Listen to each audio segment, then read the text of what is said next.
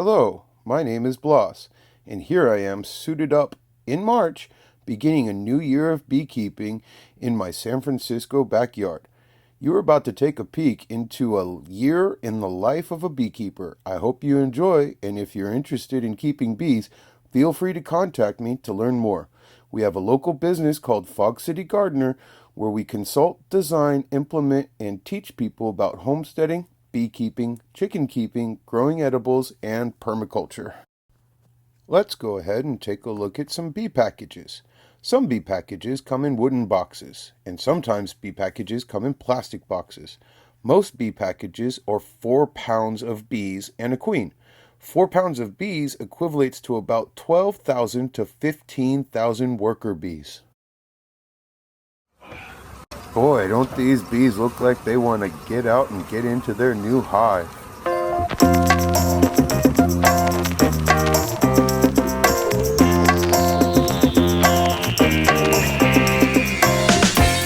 You will notice that I've got a spray bottle filled with a mixture of sugar water to spray the worker bees down so they can't fly too far while I prepare the queen's cage for her new hive. One trick to help ensure that the queen is released into the hive without flying away is to wait patiently for her to walk to the back of the cage, then pop the cork out and replace it with a marshmallow. Now that we have the queen's cage prepared, it's time to open the hive and dump the workers in. After the workers are dumped to the bottom of their new home, quickly place the frames into the hive. Once that is done, you place the prepared queen cage in between two of the frames towards the center. I then repeat for the next hive. Throughout the year, I open the hives to check on growth progress and to add boxes to eliminate the chance of a swarm. A swarm is when your bees leave the hive and seek a larger space. I check for possible new queen cell growth, brood health, and honey stores. When performing maintenance on the hives, I usually use a smoker to keep the bees calm. Sometimes my eldest daughter joins me on hive inspections. If you're not careful, in the hot months of June, July, and September, this bearding can lead to a swarm. Notice the hive on the left has 2 deep boxes. This is also to help prevent a swarm. It not only allows for more room as they grow, but also allows for better cooling of the hive. It's fun to collect and play with the male bees as they have no stinger. There is nothing to worry about when handling them. Sometimes we mark bees, usually the queen, to easily identify her. Sometimes we mark nursing bees to watch them in our observation hive.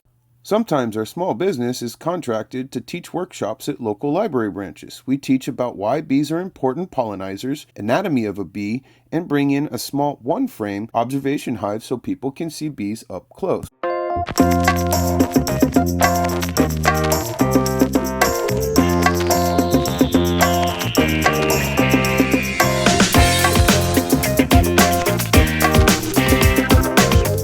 Now that it's the end of the season, about mid-November, it's time to winterize the hive and harvest the honey for my family and friends. I bring the extra frames filled with honey inside to process.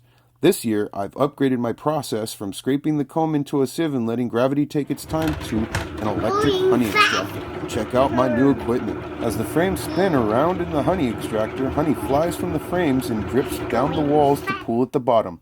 There is a gate valve that allows me to open and have the honey flow into a 5-gallon bucket with a sieve that catches any dead bees, comb, and debris. Once it drips through the sieve, it's ready to be bottled up as raw, unprocessed honey. Now that the honey has been filtered and is in a 5-gallon bucket with a gate valve on it, we begin to bottle for friends, family, and us. Do you like honey? Do you want to learn more about bees? Contact me if you wish to learn more. You can reach me through our website, www.fogcitygardener.com. That's fogcitygardener.com.